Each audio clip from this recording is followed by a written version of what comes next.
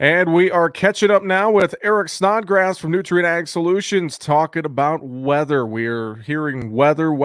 That's been the storyline here the last week or so in this market trade. And Eric, great to have you on this afternoon.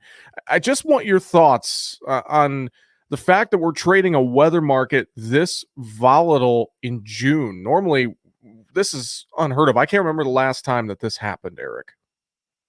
Yeah, usually this all gets going in July, right? I mean, we start waiting for pollination, then start to see how everything's kind of coming out. But this has been one of those years where I think that the setup has got folks concerned. So in other words, people like me have been saying, since winter that, hey, if there's this cold water off the West Coast, which we haven't seen in almost a decade, it just gets us thinking about what that could mean towards summer drought. Then you look, in fact, I just made some maps here. I was going to put them in my reports.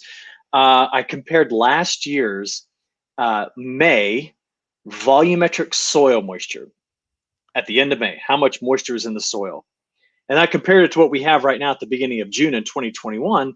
For the Western Corn Belt, it's substantially lower. So what's got folks thinking here is that if rains don't materialize, we don't have enough in reserve to bring things back up. So every model run that comes out, everyone's like, well, let's see what it did. What did it change? And what does it mean? And then here's the other problem.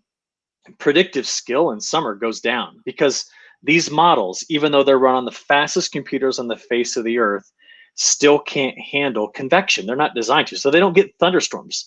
We can't predict thunderstorms weeks in advance, let alone a few days in advance.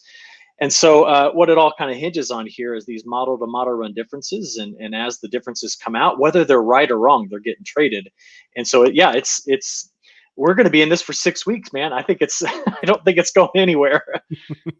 I don't think it's going anywhere either. And one other thing that it seems like it's not going anywhere, at least in the short term, is this drought in the northwestern plains, the northwestern corn belt. Walk us through the setup we're seeing now with the latest model runs, because a lot of folks have been keying on, the 100-degree temperatures in the Dakotas and just everything, kind of that heat in that northwestern third of the corn belt. Walk us through the setup right now and why we're seeing this.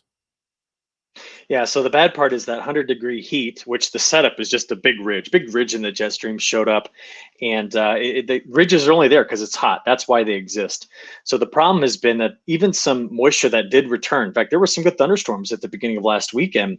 When you crank the temperatures up like this and you get windy, you could get rid of that inch of rain you just put in the top few inches in a day. And that's the unfortunate part that I don't like, because there's no subsoil moisture to replenish what's being sucked out at the top.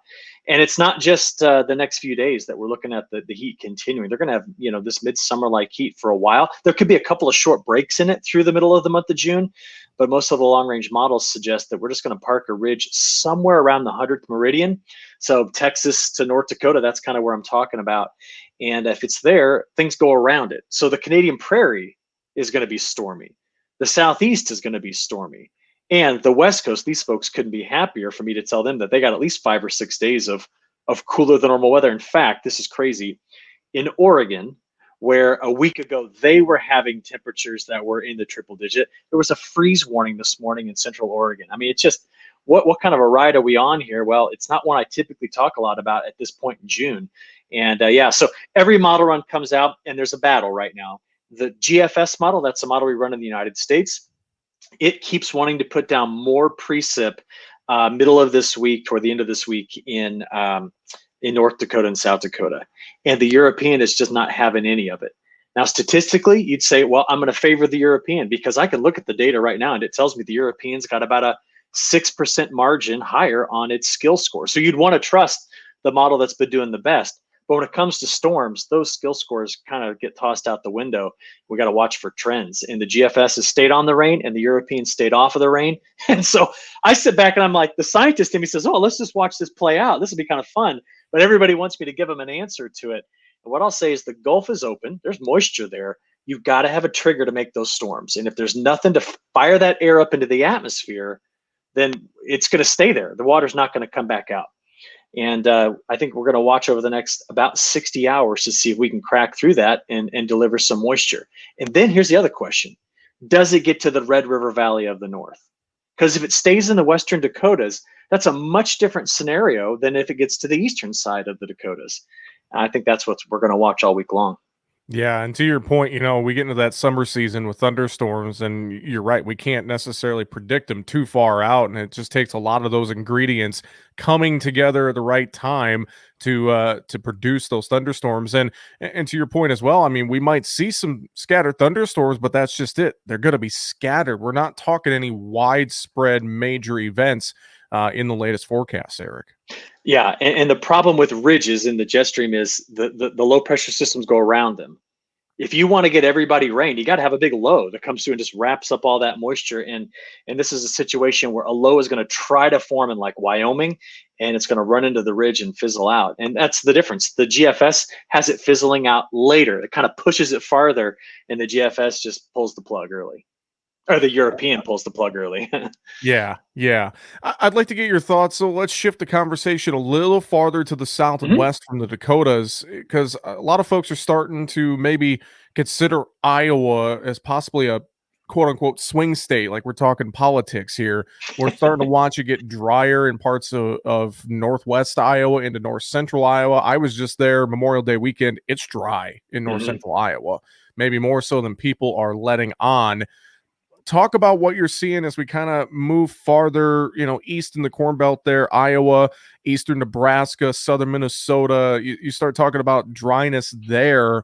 And I know we also had some frost concerns across that area and to the north of there. So talk about what we're seeing shaping up for that part of the Corn Belt right now. Yeah, that frost is something else. That was the end of May. And then a week later, they were almost 80 degrees warmer. What a swing in temperatures. And by the way, something to think about here. I was talking to one of our agronomists. In certain stages of growth for the corn crop, when there's big swings in temperatures, they can often get what they call short husking, where later on as the corn develops, it doesn't cover the tip, and you can get, of course, almost like a tip back type look on it. Mhm. So that could be a consequence to look out for later. But if we come back to your original question, you know, over the next 7 to 10 days, that stretch you just talked about. So let's go. We can go down to Kansas, eastern Nebraska, Iowa, Minnesota, and that is some prime ground, right? Um, they're in deficit. The next 10 days, they're going to be dry and the temperatures are up. And it's just not, nobody wants to hear that. But I got a phone call last week from a guy. Now, this is in northeastern Iowa. He says, hey, we had some great rains recently. And he says, but he goes, I went out there and looked at the crop. The crop looks amazing. He said, but our problem here in northeastern Iowa is you go out and toss a spade in the ground and there's nothing to support underneath it. He goes, if we don't continue to get this, then we don't have the profile to support any sort of a flash drought scenario. And I think that's going to be the case moving forward. Yeah, and I think that's what we're going to have to be watching there. And it just seems like, to me, from what I'm seeing and hearing, is that kind of cutoff line. You mentioned it, but almost seems like the Mississippi River to the west is where we're talking dry. You go east of there. I know folks in Illinois, Indiana, Ohio, the Ohio River Valley, Tennessee, Kentucky. We've had rain in this Yeah. part of the U.S., and the story is different east of the Mississippi right now. It is, and I'm a case in point. So I'm over in East Central Illinois in Champaign. I'm kind of looking out my window right now. We got 2/10 of an inch of rain this morning, and things were okay. In fact, over the weekend, did a little yard work and went out and checked, and we planted some hostas, and I dug down there to look, and I'm talking about my backyard, but that's a good case in point. Now, earlier the year, parts of the Eastern Corn Belt have been very dry, and Lower Michigan is still very dry in their subsoil moisture, but they're getting the rain right now. Big, slow-moving lows going through there, and it's just missing everything west of the Mississippi River. And by the way, that forecast keeps getting echoed again and again in the long range forecast, which were just released this past weekend.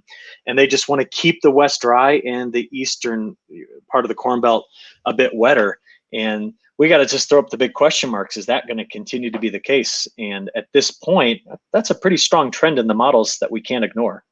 Very strong trend. And we couple that with the ongoing issues in South America and Brazil. We're watching that USDA report here Thursday of this week.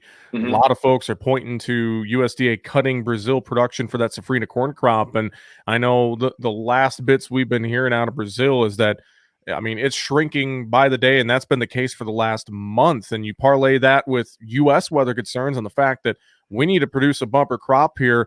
It's really seems like weather is really starting to shape up to produce us some fireworks here as we move forward into the summer months. Yeah, I agree. And the thing about that safrina crop is even though there's some rain in the forecast right now, it's funny. You look down there and it looks wetter than average. Yet all they're expecting over the next 10 days is 2/10 of an inch of rain. The monsoon normally shuts down this time of year. And the USDA's next report, the thought would be, why wouldn't they follow suit of everybody else who has reduced theirs over the last few weeks in terms of that total crop production? Will they come down below 100 million metric ton? I think is the big question.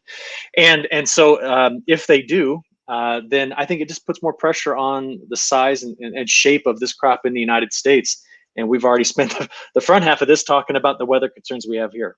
Yeah, there's a lot of things shaping up. As you continue to look at the models here, I mean, I guess it's like we say, it's hard to predict, but we're talking this heat and dryness in the U.S. here in the Western Corn Belt. I mean, is there anything out there that we can maybe take as good news Yeah. or in the forecast? So the good news is the Bermuda high is staying over Bermuda. We would hate to see that thing move all the way inland and set up over like Nashville. That would shut down a lot of us. Instead, it's staying out there, which means we're not going to have any trouble keeping the Gulf of Mexico open. The trouble is, can we get storms to fire on that moisture? And if that's the summer pattern we're going to be in, that's what we're going to have to watch. But I keep coming back to this thing I was thinking about last week. I was talking to one of my colleagues, Andrew Pritchard. He's also a meteorologist. And I said, Andrew, if you gave me this ocean temperature map that we have right now, and you said, this is all I'm going to give you forecast the summer, I'm like, well, that is an ocean temperature pattern, which I know is historically correlated to Midwest drought issues. It doesn't mean it's a slam dunk, but I would just tell you, if it's so cold off the coast, what we end up getting is the jet stream dips off the West Coast, not over the Rockies. If it dips over the Rockies, we're all in business. It's going to be bumper crop for everybody, but it's dipping off the West Coast. And as a result, we tend to have, just a bit more stagnant flow over the Midwest, and then regional drought starts to develop. You add that to the thing we talked about earlier, which is that we don't have a full profile of moisture for everybody because winter was very unkind to the Western Corn Belt in terms of returning that moisture. So we're set up for greater risk of drought issues as we go forward. Well, Eric, great insight into the weather situation right now, and I should let you give a plug as well. You got a great newsletter comes out each morning for Nutrient Ag Solutions on the weather. Tell people how they can check that out. Yeah, and it's completely free. And I think what I'll do is I'll toss you over the link so that anybody that wants to get signed up for it can. But it's just 5 days a week. I just kind of put together some bullet points and some maps and say, hey, take a look at this. This is the national picture going on right now, and Nutrien foots the bill. And it's just a great way to kind of keep folks ahead of the game when it comes to the weather. And the cool thing about it is they let me just keep building more and more stuff onto it. So we'll make sure and get that link out there posted so that folks want to sign up, they can. Yeah, we'll get that posted up on the website, markettalkag.com, also on our social media as well. Eric, appreciate the time. Thanks for the weather update, and I'm sure we'll be chatting with you again very soon. Thanks so much. Yeah, thank you.